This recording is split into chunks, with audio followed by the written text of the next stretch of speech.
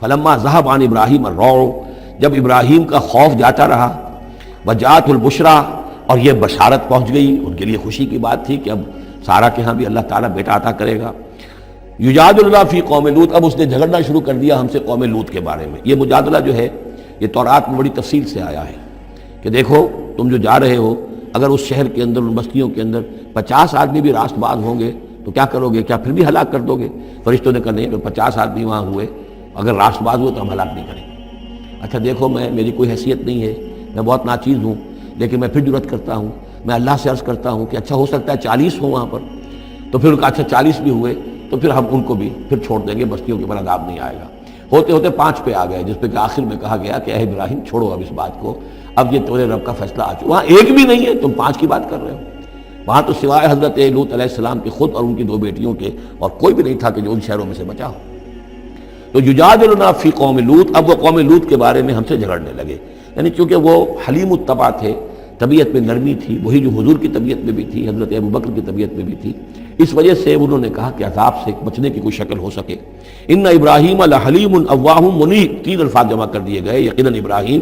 بہت ہی حلیم بھی تھا، بہت ہی نرم دل تھا، اور بہت ہی اللہ کی جناب میں رجوع کرنے والا تھا۔ یا ابراہیم عارض عن ھذا، تو اب کہا گیا ان سے کہ ابراہیم اب چھوڑیے، اب اس بات سے آپ ذرا قطع تعلق کیجئے۔ انہ قد جاء امر ربک، یہ تو اب آپ کے رب کا فیصلہ آ چکا ہے۔ وَإِنَّهُمْ آتِيهِمْ عَذَابٌ غَيْرُ مَرْدُودٌ، اب ان پر وہ عذاب آ کر ہی رہے گا جسے لوٹایا نہیں جا سکے گا۔ وَلَمَّا جَاءَتْ رُسُلُنَا لُوطًا سِيءَ بِهِمْ وَضَاقَ بِهِمْ ذَرْعًا، تو جب آئے ہمارے یہ فرشتادے بھیجے ہوئے، ہمارے یہ پیغامبر، یہ فرشتے لوط کے پاس، سیء بہم، کہ وہاں پر یہ بھیجے گئے تھے بہت خوبصورت لڑکوں کی شکل میں، اور ان کے ہاں جو تھا معاملہ آپ کو معلوم ہے کہ جو عبرت پرستی ان کے ہاں تھی اور جو سوڈمی تھی، تو یہ لڑکے خوبصورت آ گئے تو اس قوم کے لیے، تو ان کے لیے جشن ہو گیا کہ ہمارے لیے شکار آ گئے ہیں بہت اچھے، لوط کے ہاں بڑے عمدہ شکار پہنچے ہیں، لہذا وہ سب غول کے غول اب آ رہے ہیں، حضرت لوط علیہ السلام کے گھر پر چڑھائی کر رہے ہیں۔ تو جب ہمارے یہ فرشتادہ، ہمارے یہ جو نوجوان لڑکوں کی شکل میں جن کو بھیجا گیا تھا فرشتوں کو، وہ جب پہنچے حضرت لوط کے پاس سیء بہم، وہ ان کو دیکھ کر بہت غمگین ہوا کہ یہ بڑا میرے لیے، وضاق بہم ذرعا، ان کا دل بڑا تنگ ہوا، وقال ھذا یوم عصیب، اور انہوں نے کہا میرے لیے بڑا سختی کا دن آ گیا ہے، میرے پاس اتنی طاقت نہیں ہے کہ میں ان بدبختوں کا مقابلہ کر سکوں، اپنے ان مہمانوں کو ان کی دست برد سے میں بچا سکوں۔ اور وہ لوگ جو ہیں جانتے تھے جس قسم کی خبیث ان کی تباہی ہو چکی تھی کہ وہ کسی اپیل اور کسی دلیل سے باز آنے والے نہیں ہیں، تو اس سے ان کے دل کے اندر جو ہے وہ ایک عجیب کیفیت پیدا ہوئی۔ سیء بہم وضاق بہم ذرعا وقال ھذا یوم عصیب وجاءہ قومہ یہرعون الیہ، اور اب آئی اس کی قوم اس کے پاس والہانہ دوڑتی ہوئی، بڑے خوشی سے ناچتے ہوئے آ رہے ہیں کہ آج تو ہمارے لیے جو ہے وہ بہت ہی عمدہ شکار پہنچ گیا ہے۔ وَمِن قَبْلُ كَانُوا يَعْمَلُونَ السَّيِّئَاتِ، اور وہ پہلے ہی سے ان گندے کاموں کے اندر ملوث تھے۔ قَالَ يَا قَوْمِ هَؤُلَاءِ بَنَاتِي هُنَّ أَطْهَرُ لَكُمْ، حضرت لوط نے فرمایا کہ دیکھو میری قوم کے لوگوں، میری بیٹیاں موجود ہیں، وہ تمہارے لیے بہت پاکیزہ ہیں۔ اس کے 2 معنی کیے گئے، ایک تو یہ کہ بیٹیوں سے مراد ہے کہ جو تمہاری بیویاں ہیں وہ میری بیٹیوں کے مانند ہیں۔ نبی جو ہوتا ہے وہ گویا کہ قوم کے لیے والد کی جگہ ہے، جیسے کہ قرآن مجید میں وازواجہ امہاتہم، حضور کی تمام ازواج جو ہیں وہ پوری امت کے لیے ماؤں کے درجے میں ہیں، تو گویا کہ میری بیٹیاں ہیں، اللہ نے تمہارے لیے ان کو پیدا کیا ہے، تمہارے لیے جوڑا بنایا ہے، وہ پاک جو ہے تمہارے لیے راستہ اپنی شہوت کی کے تقاضے کو پورا کرنے کے لیے صحیح راستہ اس کو چھوڑ کر، اور یہ بھی ہو سکتا ہے کہ انہوں نے اپنی بیٹیوں ہی کو پیش کیا ہو کہ تمہیں اگر کرنا ہی ہے تو نکاح کر لو، میں اپنی بیٹیاں تمہیں نکاح میں دینے کو تیار ہوں، لیکن میرے یہ مہمان ہیں ان کے بارے میں مجھے رسوا نہ کرو۔ قال یا قوم هؤلاء بناتی هن اطہر لکم فاتقوا اللہ ولا تخزون فی ضیفی، تو اللہ کا خوف کرو اور دیکھو مجھے میرے مہمانوں کے معاملے میں رسوا مت کرو۔ الیس منکم رجل رشید، کیا تم میں کوئی ایک آدمی بھی شریف اور کوئی ایک آدمی بھی نیک چلن نہیں رہا؟ یعنی کوئی تو تم میں سے ایسا نکل آتا جو میرا ساتھ دیتا، جو میری ہاں میں ہاں ملاتا، تم میں تو معلوم ہوتا کہ کوئی ایک شخص بھی شریف النفس باقی نہیں رہا۔ قالوا لقد علمت ما لنا فی بناتک من حق، انہوں نے کہا کہ اے لوط تمہیں خوب معلوم ہے تمہاری بیٹیوں پر ہمارا کوئی حق نہیں ہے۔ جس سے معلوم ہوتا ہے وہ دوسری ہی بات ہی زیادہ راجح ہے۔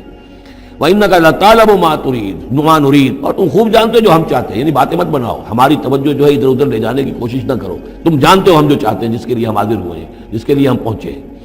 قَالَ لَوْ أَنَّ لِي بِكُمْ قُوَّةً، انہوں نے کہا کاش کہ میرے پاس تمہارے مقابلے کے لیے کوئی طاقت ہوتی، او آوی الی رکن شدید، یا وہ کوئی قلعہ ایسا ہوتا جس میں مضبوط میں جا کر پناہ لے لیتا اور تم سے اپنے آپ کو اور اپنے مہمانوں کو بچا لیتا۔ یہاں ہے اصل میں حضور صلی اللہ علیہ وسلم کی ایک حدیث میں الفاظ آئے ہیں، یرحم اللہ لوطا لقد کان یاوی الی رکن شدید، اللہ تعالیٰ رحم فرمائے لوط پر، وہ ایک مضبوط قلعے میں تھے، اللہ تعالیٰ کی حفاظت تو انہیں حاصل تھی،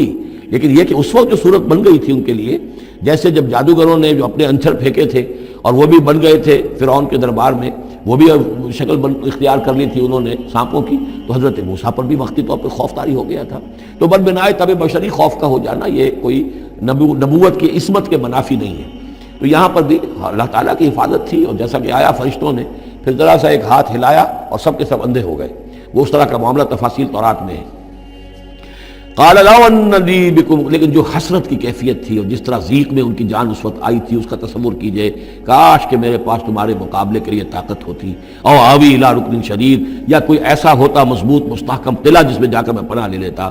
قالوا یا لوط انا رسول ربک، ان فرشتوں نے کہا اے لوط گھبرائیں نہیں، ہم آپ کے رب کے پیغامبر ہیں، بھیجے ہوئے ہیں، لن یصلوا الیک، یہ آپ تک پہنچ ہی نہیں پائیں گے، آپ کو کوئی گردن نہیں پہنچا سکیں گے، آپ بالکل اطمینان رکھیں۔ فَأَسْرِ بِأَهْلِكَ بِقِطْعٍ مِّنَ اللَّيْلِ، ابھی رات کا ایک حصہ جو باقی ہے اس میں آپ اپنے اہل کو لے کر، اپنے گھر والوں کو لے کر نکل جائیے اس بستی سے۔ وَلَا يَلْتَفِتْ مِنْكُمْ أَحَدٌ، اور کوئی بھی آپ میں سے پیچھے نہ دیکھے، پیچھے توجہ نہ کرے، پیچھے کی طرف کوئی خیال نہ آئے کہ ہمارے دوست تھے اور ہمارے یہ تھے اور ہمارے عزیز تھے، إِلَّا امْرَأَتَكَ، اور آپ کی بیوی بھی ساتھ نہیں جائے گی، وہ بھی یہیں رہے گی۔ یہ دو بیویاں ہیں جلیل القدر پیغمبروں کی، جن کا ذکر پھر آئے گا بڑی وضاحت کے ساتھ سورہ تحریم میں۔ ایک حضرت نوح علیہ السلام کی بیوی اور ایک حضرت لوط کی بیوی، کہ یہ اگرچہ کہ کانتا تحت عبدین من عبادنا صالحین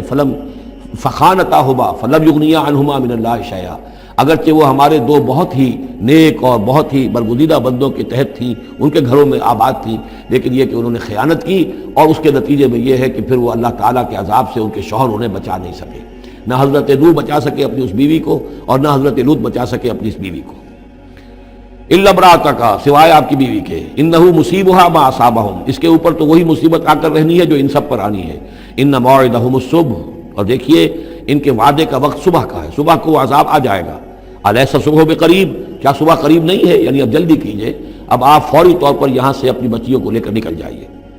فلما جاء امرنا جعلنا عالیہا سافلہا، جب ہمارا حکم آ پہنچا ہم نے اس کے اونچے کو نیچا کر دیا، یعنی کسی بستی کو تلپٹ کیا جائے تو چھت نیچے ہو جائے گی اور جو بنیادیں اوپر آ جائیں گی، عالیہا سافلہا، الٹ کر رکھ دیا بستیوں کو، وامطرنا علیہا حجارۃ من سجیل، اور مزید ان کے اوپر ہم نے بارش برسائی کنکروں کی، پتھروں کی، یعنی یہ کہ ایک طرف تو یہ کہ کچھ زلزلہ آیا یا کچھ اور زمین میں دھماکہ ہوا، ایکسپلوژن ہوا جس سے وہ بستیاں الٹ گئیں، اور اس کے بعد یہ ہے کہ آسمان سے پھر بارش ہوئی ہے ان پر سجیل۔ یہ سجیل اصل میں فارسی کا لفظ ہے سنگ گل، سنگ گل یعنی یہ کہ مٹی جو ہے اگر کسی صحرا کے اندر تھوڑی سی پھوار پڑے اور زیادہ تیز بارش نہ ہو تو وہ ہر قطرے کے ساتھ تھوڑی سی مٹی مل کر وہ ایک چھوٹا سا دانہ بنتا ہے، اور وہ پھر دھوپ جب پڑتی ہے تو وہ پھر پک جاتا ہے، جیسے کہ کہیں آپ اینٹیں پکاتے ہیں اپنے بھٹیوں کے اندر، یہ پھر کہلاتی ہے سنگ گل، یعنی یہ پتھر تو ہے لیکن یہ پتھر نہیں ہے، یہ مٹی کے بنے ہوئے پتھر ہیں، کنکر ہیں، ان کنکروں کی بارش ہوئی جس کے اندر کہ اس کو بالکل دفن کر دیا گیا ان دونوں شہروں کو۔ منضود، تہ بر تہ، تہ بر تہ، وہ جو بارش ہو رہی تھی کنکروں کی تہ بر تہ، مسومۃ عند ربک، اور وہ نشان زد تھے تیرے رب کی طرف سے، یعنی ہر ایک کے لیے معلوم تھا کہ کس کو کون سا پتھر لگنا ہے اور کون سا جو شخص ہے اس کی ہلاکت کس کے ذریعے سے ہونی ہے۔ وما ہی من الظالمین ببعید، اور یہ ان ظالموں سے کچھ زیادہ دور نہیں ہے، یعنی جو مشرکین مکہ ہیں، جو قریش ہیں اور عرب کے جو مشرک ہیں، ان سے یہ بستیاں کوئی دور تو نہیں ہیں، اس لیے کہ جب جاتے تھے فلسطین کی طرف اپنے قافلے لے کر تو یہاں سے گزرتے تھے۔ قوم سمود کا مسکن بھی ان کے راستے میں آتے تھے، قوم مدین کا علاقہ بھی ان کے راستے میں آتا تھا، پھر یہ عمورہ اور صدوم کی بستیوں کے جو ہے یہ بھی کچھ ان کے جو آثار باقی رہ گئے تھے وہ بھی آتے تھے۔ وَلُوطًا، اور ہم نے بھیجا تھا لوط کو، اس قال لقومہ، جب کہ انہوں نے کہا تھا اپنی قوم سے، اتاتون الفاحشۃ وانتم تبصرون، کیا تم دیکھتے ہوئے فحش کا حرکت کا ارتکاب کرتے ہو؟ یعنی یہ بھی معلوم ہوتا ہے کہ ان کے ہاں یہ مسئلہ اس درجے گندگی کو پہنچ گیا تھا کہ علی الاعلان مجلس کے اندر یہ حرکتیں کرتے تھے۔